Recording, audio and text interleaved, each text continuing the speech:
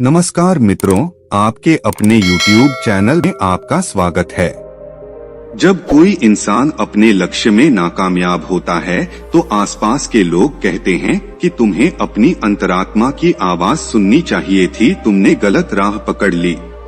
अगर तुम अपनी अंतरात्मा की आवाज सुनते तो तुम अपने रास्ते से कभी नहीं भटकते। और यह बात हम में से लगभग हर एक इंसान ने अपने जीवन में एक ना एक बार तो जरूर सुनी होगी।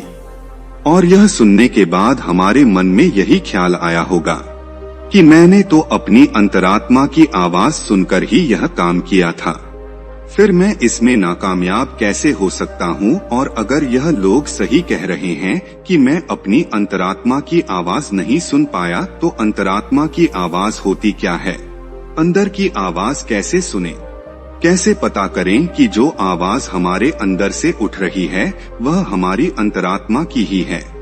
तो आज की जो कहानी मैं आपको सुनाने वाला हूँ उसमें आपको एक ऐसी विधि पता चलेगी जिससे आप अपनी अंतरात्मा की आवाज सुनकर अपने अच्छे जीवन के लिए अपनी अंतरात्मा से निर्णय ले सकते हैं।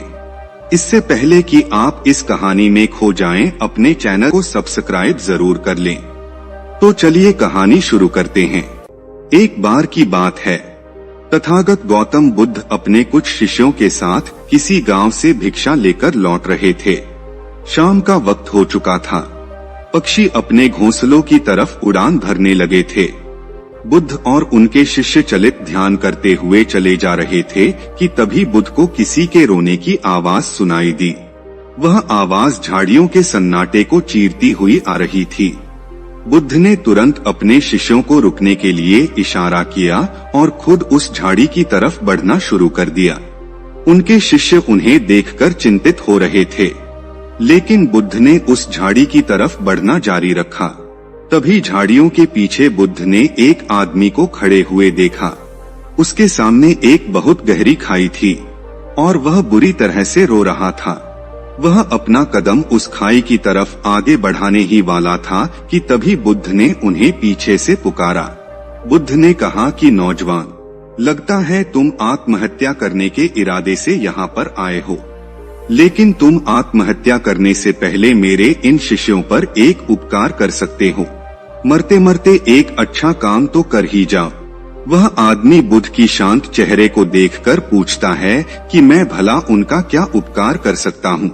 यह सुनकर बुद्ध ने कहा कि तुम अपनी आत्महत्या करने के पीछे का कारण इन्हें बता दो, ताकि यह भविष्य में वो गलती कभी ना करें जो तुम कर रहे हो। यह बात चोट करने वाली थी। कुछ देर के लिए वहाँ पर सन्नाटा छाया रहा और उसके बाद उस आदमी ने अपना कदम पीछे हटा लिया और उसने कहना शुरू किया। उसने कहा कि आज से 10 साल पहले मैं एक किसान हुआ करता था, खेती बाड़ी करता था और अपना घर चलाता था। उस वक्त मेरे पास धन कम होता था, लेकिन फिर भी मेरे परिवार का गुजारा आराम से चल जाता था। लेकिन मेरी पत्नी अक्सर मुझे ताने देते हुए कहती थी कि हमारे बच्चे बड़े हो रहे हैं, क्या इनके लिए तुम धन नहीं कमाओगे? जब तक हम दोनों जी रहे थे तब तक हमें कोई चिंता नहीं थी। हमारा काम इस खेती बाड़ी में चल जाता था, लेकिन अब जैसे जैसे यह बच्चे बड़े होंगे, इनकी पढ़ाई लिखाई का खर्चा हम कहाँ से उठाएंगे? तुम पैसे कमाने की कोई और व्यवस्था ढूंढो। इस तरह के ताने रोज सुन सुनकर मैं परेशान हो गया था। मैं कोई तरीका चाहता था, कोई रास्ता चाहता था जिससे मैं धन कमा सकूं। और फिर एक दिन मेरे अंदर से आवाज आई, तुम्हारे अंदर व्यापार करने का अद्भुत कौशल है। और यह ख्याल जब मेरे दिमाग में आया तो मैंने अपनी सारी जमीन बेचकर व्यापार शुरू करने का इरादा बनाया।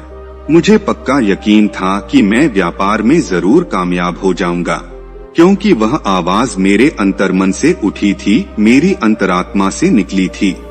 इसीलिए जब सारी जमीन बेचकर भी व्यापार चालू करने के लिए धन नहीं जुटा पाया तो मैंने अपने रिश्तेदारों, अपने मित्रों से कर्जा लेना शुरू कर दिया और इस तरह मैंने अपने व्यापार की शुरुआत की। लेकिन पता नहीं मेरे व्यापार को किसकी नजर लग गई।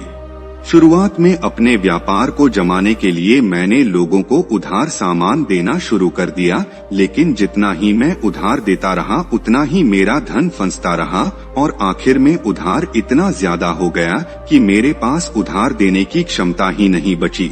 और जब मैंने उन लोगों से अपना उधार वापस मांगा तो उन्होंने देने से मना कर दिया और मैंने जितना भी पैसा अपने रिश्तेदारों और अपने मित्रों से लिया था उन लोगों ने भी मुझ पर दबाव बनाना शुरू कर दिया। मेरे पास किसी को देने के लिए कोई पैसा नहीं था। जमीन थी वह पहले से ही बिक चुकी थी।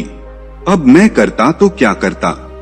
फिर मेरी अंतरात्मा ने मुझे एक आवाज दी कि अब यह दुनिया तेरे लिए नहीं बची है प्यारे, तेरा वक्त यहाँ पर खत्म हो चुका है, तू जा और छोड़ दे ये दुनिया, जा आत्महत्या कर ले। और अपने अंदर की आवाज सुनकर मैं यहाँ पर आत्महत्या करने के लिए आया हूँ।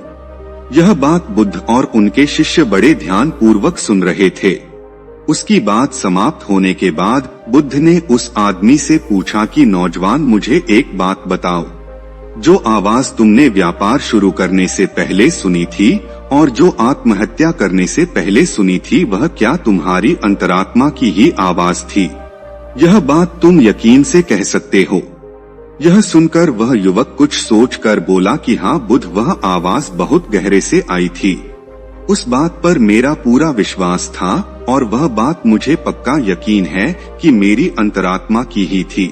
यह सुनकर बुद्ध उससे पूछते हैं कि अंतरात्मा की आवाज तो आत्मा से आनी चाहिए, क्या तुम्हें अपनी आत्मा का कोई पता ठिकाना मालूम है? तुम्हें पता है कि तुम्हारी आत्मा तुम्हारे शरीर के कौन से हिस्से में रहती है? यह सवाल सुनकर वह आदमी शक्का गया। उसने सोचा भी नहीं था कि कोई आदमी उससे इस प्रकार का प्रश्न पूछेगा। इसका बनावटी जवाब देते हुए उस आदमी ने कहा कि हाँ बुद्ध, आत्मा तो सभी में होती है और वह तो शरीर के अंदर रहती है, उसका कोई प्रमाण थोड़ी होता है। यह सुनकर बुद्ध कहते हैं कि जब आत्मा के होने का ही कोई प्रमाण नहीं है तो अंतरात्मा की आवाज होने का क्या प्रमाण है? और तुम अपनी अंतरात्मा की आवाज को लेकर इतना यकीन से कैसे सुन सकते हो? असल में जो आवाज तुमने तब सुनी थी और जो अब सुनी है वह आवाज तुम्हारी अंतरात्मा की नहीं बल्कि तुम्हारे मन की आवाज थी। वह तुम्हारा मन का ही बुना हुआ एक जाल था जिसमें तुम फंस गए और अब निकलने का तुम्हें कोई रास्ता नहीं सूझ रहा था, तो तुम्हारे मन ने ही तुम्हें निर्देश दिया कि तुम आत्महत्या कर लो। ध्यान रखना, अंतरात्मा तुम्हें कभी भी हिंसा वाला रास्ता नहीं दिखाएगी। आत्मा तो शुद्ध होती है, निर्मल होती है, वह भला किसी को हिंसा के रास्ते पर कैसे भेज सकती है? और तुम आत्महत्या करने का फैसला लेकर हिंसा का रास्ता अपना रहे हो। यह उत्तर सुनकर उस आदमी के मन को थोड़ी ठंडक मिली। वो बुद्ध से और बातें करने के लिए उत्सुक हो गया। इसके बाद उस आदमी ने पूछा कि हे महाशय, आप मुझे बहुत ज्ञानी मालूम होते हैं, क्या आप मुझे अपनी अंतरात्मा की आवाज सुनने का कोई मार्ग दिखा सकते हैं जिससे मैं अपने जीवन के अंधकार से बाहर आ सकूं? इसका जवाब देते हुए बुद्ध कहते हैं कि कोई दूसरा आदमी तुम्हें तुम्हारी अंतरात्मा की आवाज कैसे सुनवा सकता है? आत्मा तुम्हारी है तो अंतरात्मा की आवाज भी तुम्हें ही सुननी होगी। कोई दूसरा आदमी तुम्हें वो आवाज नहीं सुनवा सकता।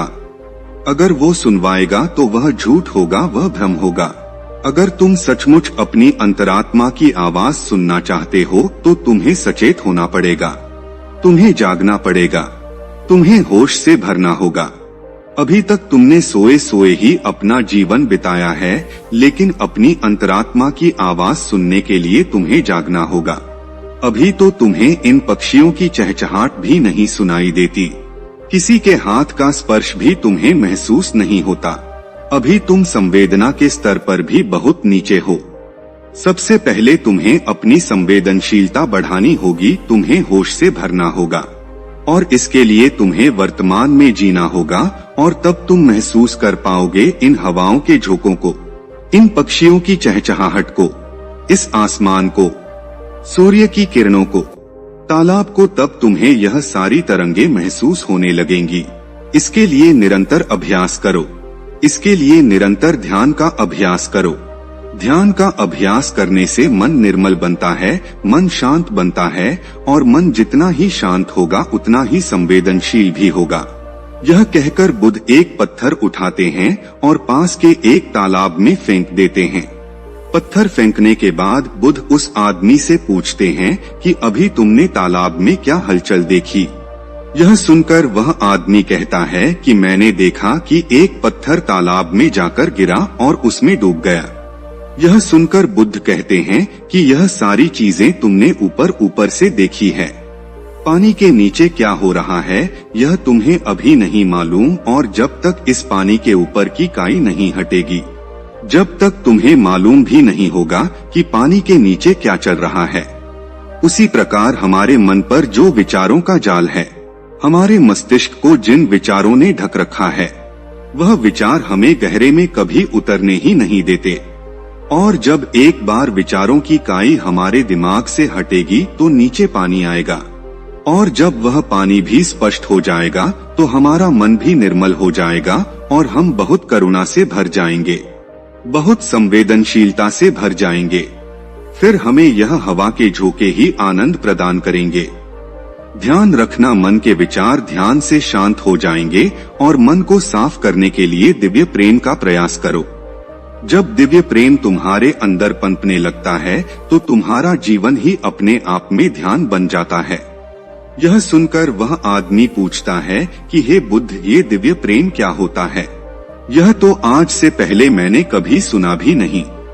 उसका जवाब देते हुए बुद्ध ने कहा कि दिव्य प्रेम किसी विषय वस्तु से नहीं बंधा होता, ना वो किसी लालच से जुड़ा होता, ना किसी आकांक्षा से जुड़ा होता। वह तो सर्वत्र होता है, वो तो सभी से होता है, पक्षियों से, फूलों से, जानवरों से, इंसानों से, पेड़ पौधों से, उन सब के लिए जब तुम्हारे मन से प्रेम उमड़ने लगता है तो वही दिव्य प्रेम बन जाता है। अगर तुम उसका अभ्यास करना चाहते हो तो उसकी शुरुआत अभिनय से करो। जब भी तुम्हारे पास समय हो तुम खाली बैठ जाओ और यह अभिनय करो, यह सोच बनाओ कि तुम किसी पेड़ की तरफ प्रेम की तरंगे भेज रहे हो और वापस में वो पेड़ भी तुम्हारी तरफ प्रेम की तरंगे भेज रहा है। उसके बाद जैसे जैसे तुम यह अभ्यास करते जाओगे दिव्य प्रेम उमड़ने लगेगा और धीरे धीरे वह दिव्य प्रेम सर्वत्र हो जाएगा, सभी के लिए हो जाएगा। और उसके बाद तुम्हें अपनी आत्मा की झलक मिलेगी। तब तुम्हें पता चलेगा कि आत्मा क्या होती है और अंतरात्मा की आवाज क्या होती है। लेकिन उसके लिए तुम्हें अपने मन के जाल को काटना होगा, जो कि ध्यान या दिव्य प्रेम दोनों से संभव हो सकता है। यह प्रवचन सुनने के बाद वह आदमी बुद्ध के पैरों में गिर जाता है और अपनी आत्महत्या करने के विचार के बारे में बुद्ध से माफी मांगता है। दोस्तों, आप हमारे प्रवचन सुनकर ज्ञान ग्रहण करते हैं, लेकिन ज्ञान तब तक असली ज्ञान नहीं होता जब तक वह अनुभव के स्तर पर न उतर जाए। आज की कहानी में हमने प्रेम के बारे में जाना और यह भी जाना कि दिव्य प्रेम का अभ्यास कैसे किया जाता है। मैं चाहता हूं कि आप दिव्य प्रेम का अभ्यास करें, जैसा कि इस कहानी में बताया गया है। तो दोस्तों, यह कहानी आपको कैसी लगी हमें कमेंट सेक्शन में जरूर बताना, और अच्छी लगी हो तो इस चैनल को सब्सक्राइब जरूर कर लेना।